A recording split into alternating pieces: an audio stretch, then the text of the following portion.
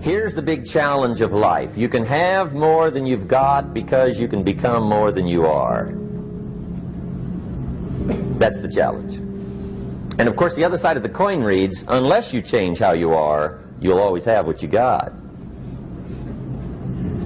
I have found in my experience that income does not far exceed personal development.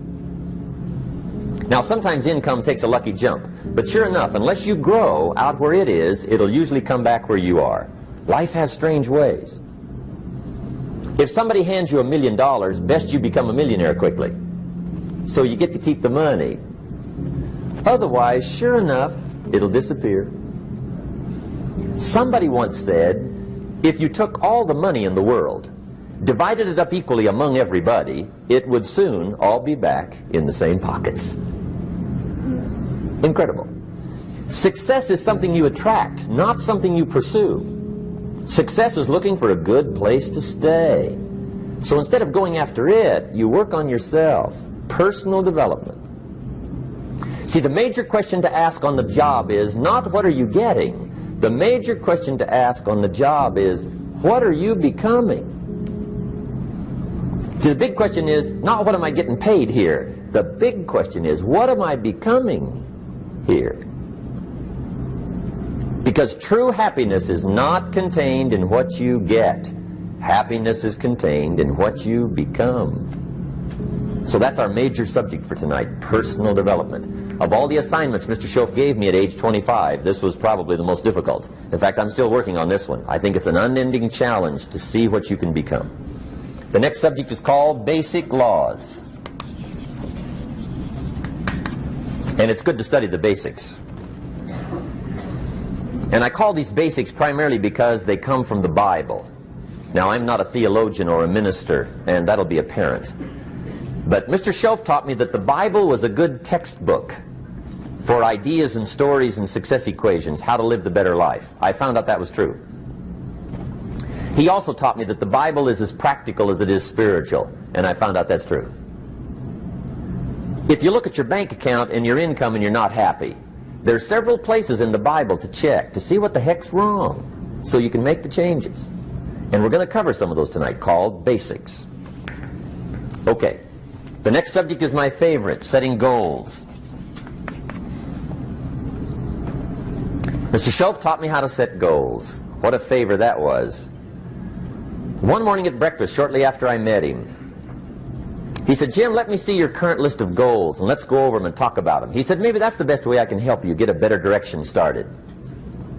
And I said, I don't have a list. He said, well, is it out in the car or home somewhere? I said, no, sir. I don't have a list anywhere. He said, well, young man, that's where we got to start. He said, I can tell you right now, if you don't have a list of your goals with you, he said, I can guess your bank balance within a few $100s. Which he did. And that got my attention. I said, you mean my bank balance would change if I had a list of goals? He said, drastically. That day I became a willing student how to set goals. And sure enough, learning how to set goals changed my life. And I often wondered why no one had ever taught me how to set goals up until age 25. I went to high school, but if they offered it, I missed it. I went to college for a year, never heard it. I worked for Sears. Really. And to my knowledge, Sears never taught it. Right? How to set goals. So here I am, age 25, married, my family's starting, I've been to college, I'm working, and I still don't know how to set goals. But fortunately, when I was 25, I met the man who taught me how, and it revolutionized my whole life.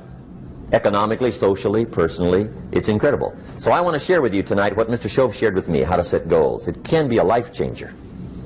Okay. The next subject is the negative part of the seminar.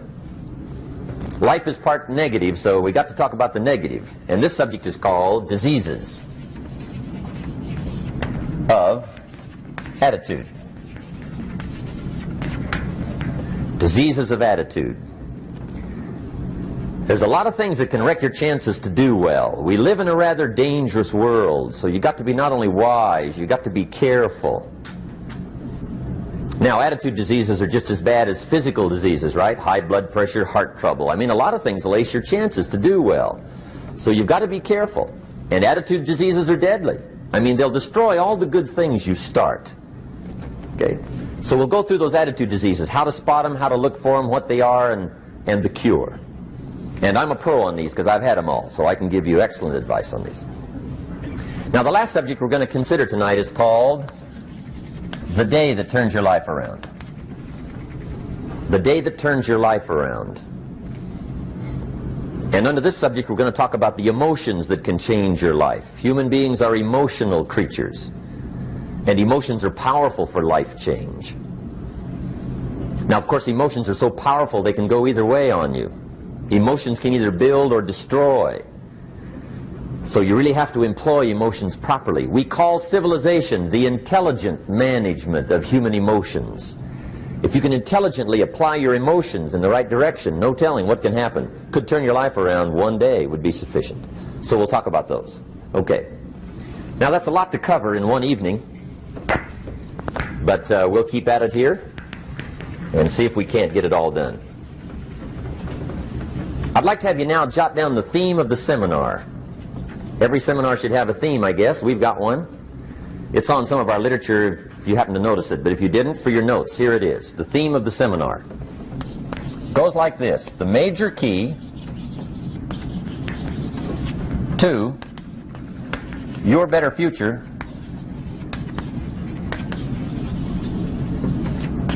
is you. That's the theme of our seminar tonight. The major key to your better future is you. And I'd like to have you underline two words just to give it some added punch. Underline the word major and the word you, so that it reads, the major key to your better future is you. Now, my first suggestion is transfer this to a card or something where you can put it up, where you can see it every day. Preferably put it up where you can see it at the beginning of the day, before you go off to put the day together. This is a good phrase just to glance at, to keep in mind as you're putting the day together. It's called the silent seminar. If you'll just let this talk to you during the day, I found it to be tremendously helpful. The major key to your better future is you. For a big share of my life now, I didn't have this one quite figured out, among a lot of things I didn't have quite figured out. Many things used to puzzle me back in those early days. I used to wonder why two people could work for the same company, one make twice as much money. Now, see, that used to puzzle me. And maybe they were the same age, graduated from the same school, live in the same community, work for the same company, with the same products and the same services. They've got the same traffic, the same problems, and one makes $1,000 a month, the other one makes $2,000 a month. Now that was my puzzling question. Why would this long list be the same and the money twice as much? I asked, what's the difference between $1,000 a month and $2,000 a month? And I don't mean $1,000 a month, right? I could figure that out.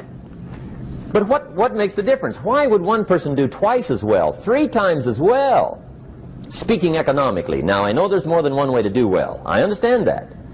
But in this little narrow area called compensation, what's the difference? Well, back then, with my faulty thinking, I'm trying to reason it out. I thought, well, maybe time makes some of the difference, right? Some people do better because they have more time. I used to say, Harold ought to be able to do well. He's got a lot of time. If I had all of Harold's time, I could do well. Now, that's got to be dumb, right? Number one, you can't get somebody else's time. A guy says to me one time, he says, you know, if I had some extra time, I could make some extra money. I said, then forget it. There isn't any extra time. Hey, when the clock strikes 12 midnight, that about wraps it up, right? I mean, you can look around the gongs there for a little more, but it's over. You say to the guy, what are you doing? He says, I'm looking for extra time. See, they'll come and take you away, right? There isn't any more time.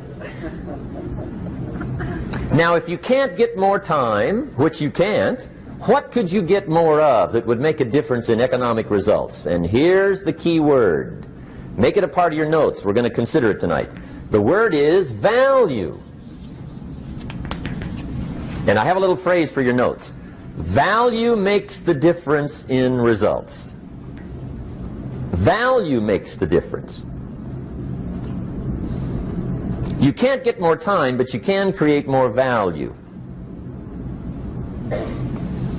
Now here's the first lesson of economics. Everybody should learn it from the time they're old enough to understand what a dollar means. How to earn one, how to get one, how to keep one, what to do with it.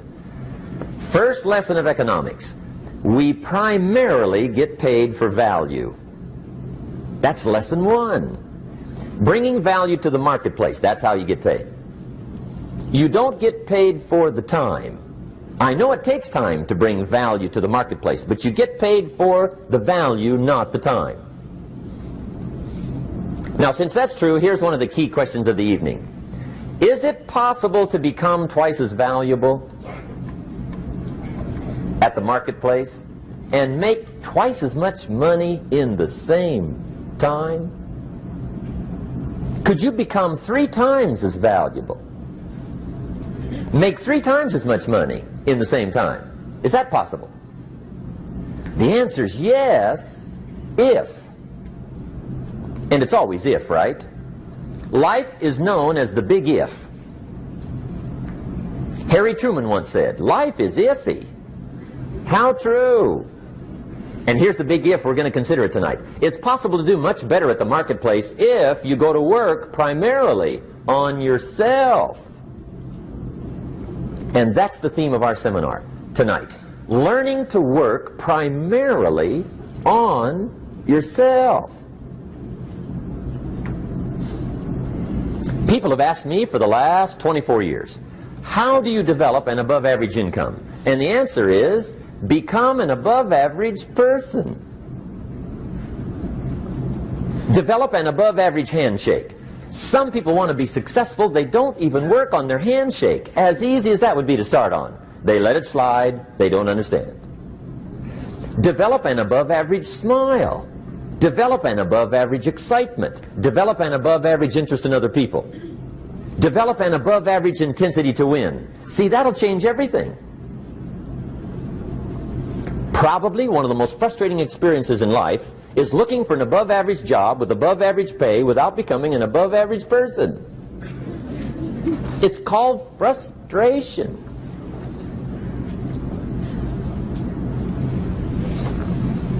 And Mr. Shoaff gave me probably the greatest clue he gave me when I first met him. He said, Jim, if you want to be wealthy and happy the rest of your life, just learn this lesson well. He said, learn to work harder on yourself than you do on your job.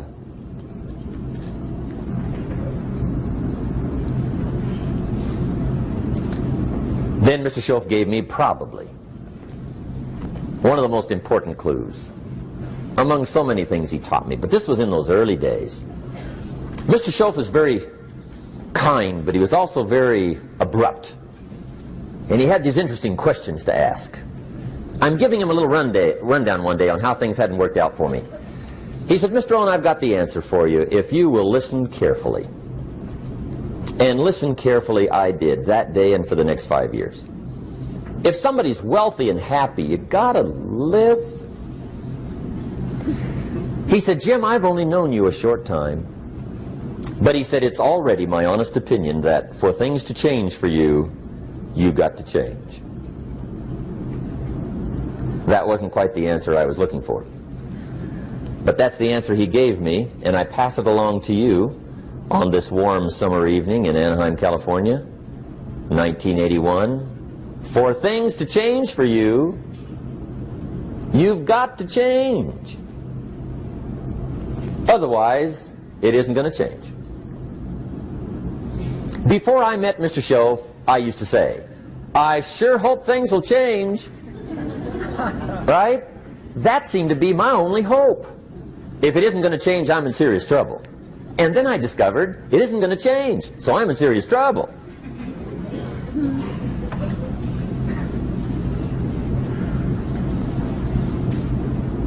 See, I can tell you what the 80s are going to be like. You have dropped into the right place.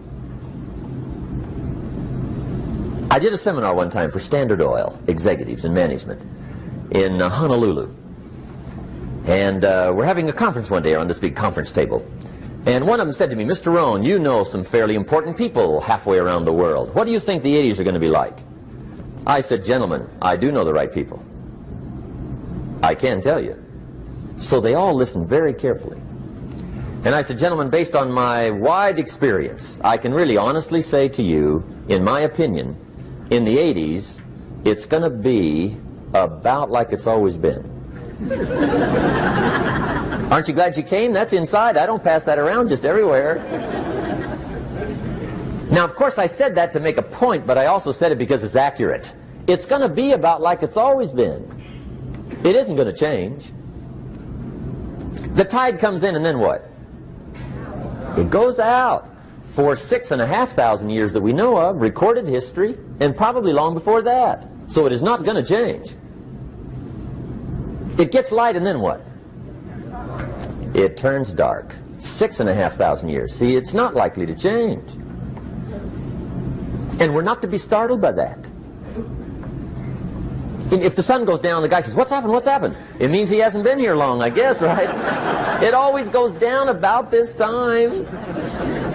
The guy says, well, I don't like that arrangement. Well, you got to talk to somebody besides me, right? It gets light, then it turns dark. In rotation, the next season after fall is what? Winter. Pray tell, how often does winter follow fall? Every year regularly for the last 6,500 that we know of. See, it is not going to change. Now, some winters are long, and some are short, and some are hard, and some are easy, but they always come right after falls. It isn't going to change. Sometimes you can figure it out, sometimes there's no way to figure it out. Sometimes it goes well, sometimes it gets in a knot. Sometimes it sails along, sometimes it gets in reverse. See, that's not going to change. The last 6,000 years reads like this: opportunity mixed with difficulty. That's how it reads. It isn't going to change. The man says, well, if it isn't going to change, how will my life ever change? Answer, when you change. And whether I'm talking to high school kids or business executives, my message is always the same. And it goes like this: the only way it gets better for you is when you get better.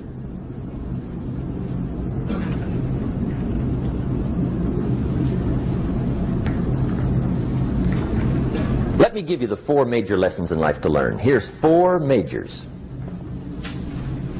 It's good to study the majors. In our weekend seminar we teach. Some people don't do well because they major in minor things. You've got to be on the lookout. At the end of every week, end of every month, you've got to check, make sure you're not spending major time on minor things. We go through that whole series. Majors and minors. Now, let me give you 2 phrases before we get to the 4 majors. This will set it up and you'll see where I'm going. 2 key phrases for your notes. Here's the first one. Life and business is like the changing seasons. That's the first phrase.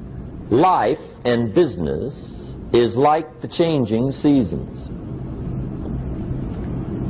One of the best ways to describe life, it's like the seasons. Frank Sinatra sings, life is like the seasons. Now here's the second phrase. Very important. You cannot change the seasons, but you can change yourself. You can't change the seasons, but you can change yourself. And see, that's how life gets better for you, not by chance, but by change. Now, here's the 4 major lessons in life to learn. I've got my first book finished. Came out a couple of weeks ago. This is in it. The 4 major lessons in life to learn. Here they are. Number 1, learn how to handle the winters. That's lesson 1. They come right after falls with regularity. Some are long and some are short and some are hard and some are easy, but they keep coming. You must learn to handle the nights. They come right after days. You must learn to handle difficulty. It comes right after opportunity. You must learn to handle recessions. They always follow progressions. For the last 6,000. See, it isn't going to change. The lesson you must learn is how to handle it. And there's all kinds of winters, right? The winter when you can't figure it out. The winter when it all goes smash. The winter when it turns belly up. The winter when it won't work, when you've run out of money and you've got a broken heart. See, those are winter times. There's all kinds. Economic winters, social winters, personal winters. When your heart is smashed in 1,000 pieces and the nights are unusually long, your prayers seem to go no higher than your head. It's wintertime. Barbara Streisand sings, "It used to be so natural to talk about forever, but used to be's don't count anymore. They just lay on the floor till we sweep them away. You don't sing me love songs, and you don't say you need me, and you don't bring me flowers anymore."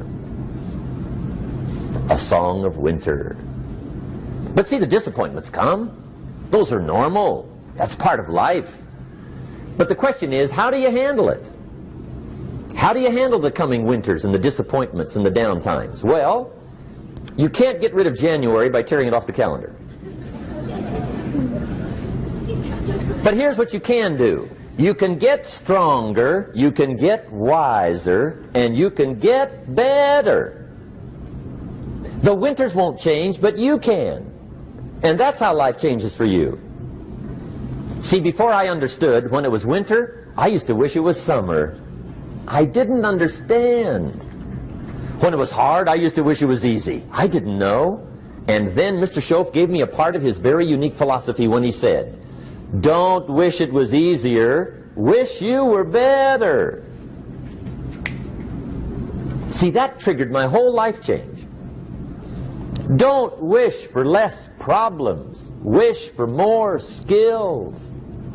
Don't wish for less challenge, wish for more wisdom. That's the key. So that's lesson one, learn how to handle the winters. Here's lesson two, learn how to take advantage of the spring. That's the second one. Spring is called opportunity. And spring follows winter. What a great place for it. If you were going to put it somewhere, that'd be the place to put it, right after winter. And pray tell, how often does spring follow winter? Every year with regularity, 6,000. You can almost count on it. See, opportunity always comes. Days follow nights. Isn't that terrific? Opportunity follows difficulty. But here's what you must learn to do. Underline these two words in that key phrase. Take advantage. Underline those two. You must learn to take advantage of the spring. See, just because spring rolls around is no sign you're going to look good come fall. You got to do something with it. In fact, you have to get good at one of two things in life. Planting in the spring or begging in the fall. Or get somebody to do it for you. See, those are about the only alternatives.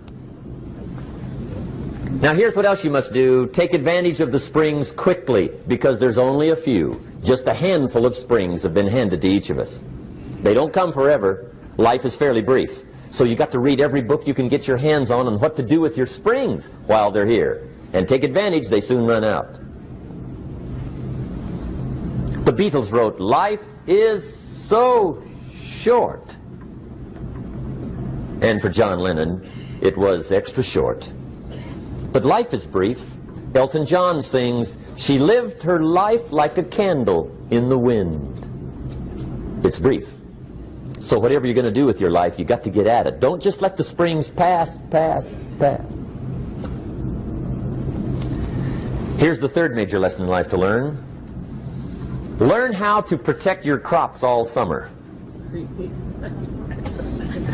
You got to take care of what you start.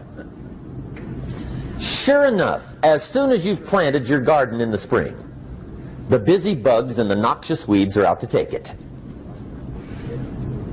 And here's the next bit of truth. They will take it unless you prevent it. And that's the third major skill to learn. You've got to learn to prevent the intruder from taking all the good you start. It's one of the challenges.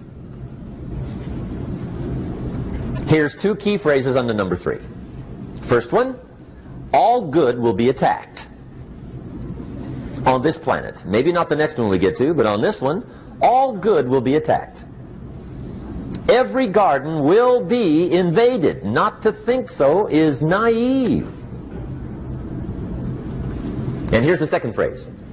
All values must be defended. Political values, social values, community values, family values, marriage values, friendship values, business values. Every garden must be tended all summer. Third major lesson. Now here's number 4. Fourth major lesson in life to learn. Learn how to reap in the fall without complaint. Learn to reap come harvest time without complaint. Take full responsibility for what happens to you. It's one of the highest forms of human maturity, accepting full responsibility. It's the day you know you've passed from childhood to adulthood, the day you accept full responsibility. And another note, learn to reap in the fall without apology. Without apology if you do well, and without complaint if you don't. That's maturity. I used to have that long list of reasons why I wasn't doing well. To explain. You got to explain, right? Otherwise you're going to look bad. I used to have this funny list called Reasons for Not Looking Good.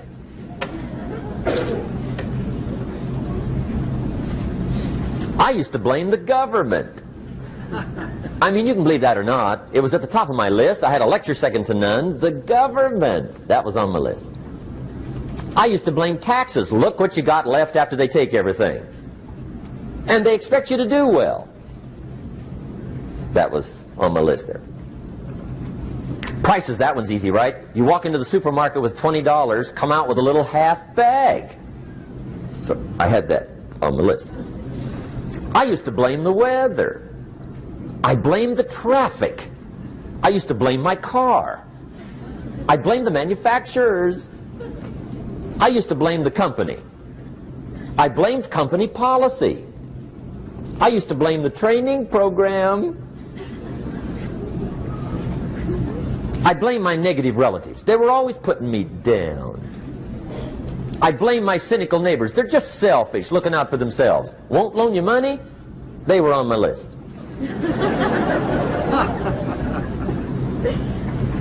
I used to blame the economy. I blamed the community. That's a pretty good list for not doing well, isn't it? I thought it was good. I'll never forget one day, Mr. Shoaff was very kind, but he was also very blunt, and this was no exception. And I'm glad he was blunt. There's a lot of things I'd have missed if he hadn't have been blunt. One day, with sort of a curious look on his face, he said, "Jim, just out of curiosity, tell me, how come you haven't done well up until now?" Excellent question. I thought, well, so I won't look too bad, I'll go through my list. And this list I just gave you, I put that on him. And he was very patient. He let me go through the whole thing, the government, the weather. I went through this whole thing. When I finished, he looked my list over very carefully. He said, "Mr. Rohn, big problem with your list. You ain't on it." How brilliant.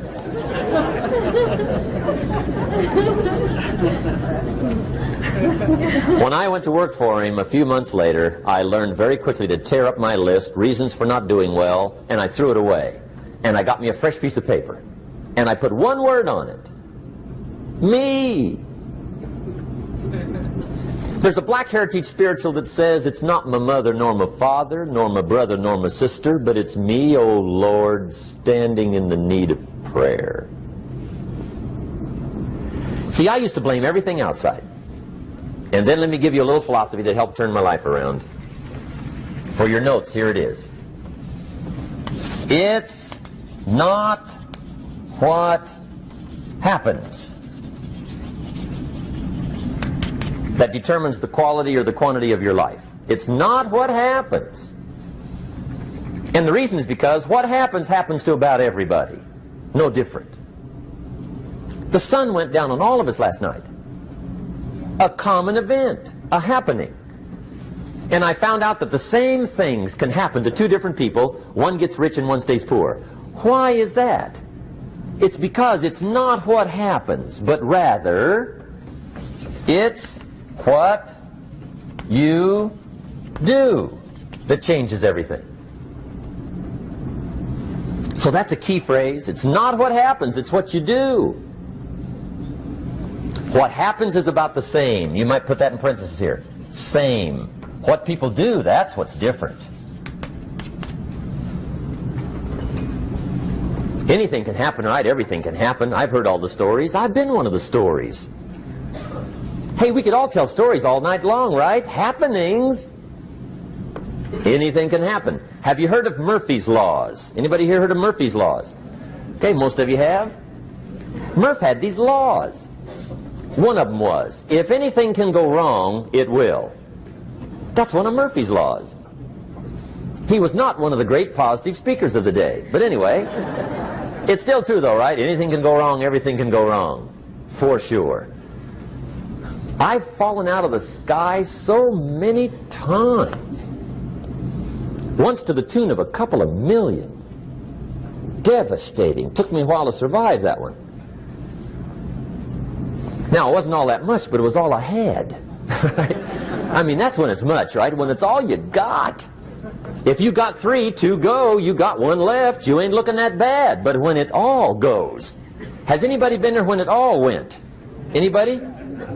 Come on, the rest of you liars. Go ahead. Hey, we've all been there, right? When it all went. Of course, it used to be a long time ago, right? When you ran out of money, got to 0, you were all through. Heck, now you can whistle right on by 0, right? I mean, they will bury you. That's what they will do.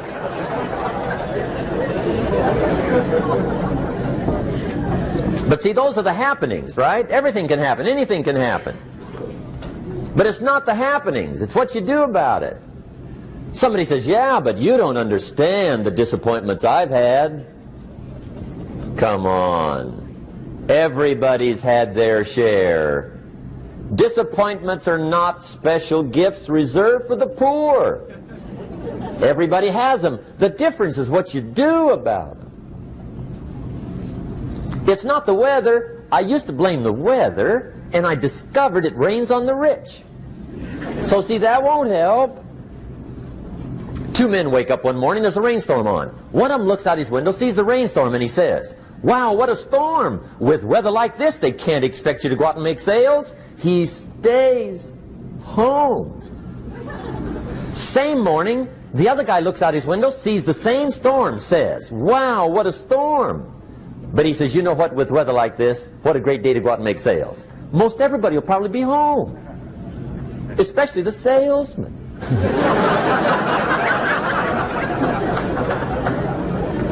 See, that's the difference in how your life works out. It's not what happens, it's what you do. So here's one of the key questions of the evening. Starting tomorrow, what are you going to do that'll make a change in your life's direction?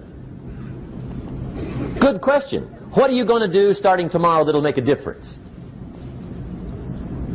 Now see, if you don't do something starting tomorrow that'll make a difference, guess what?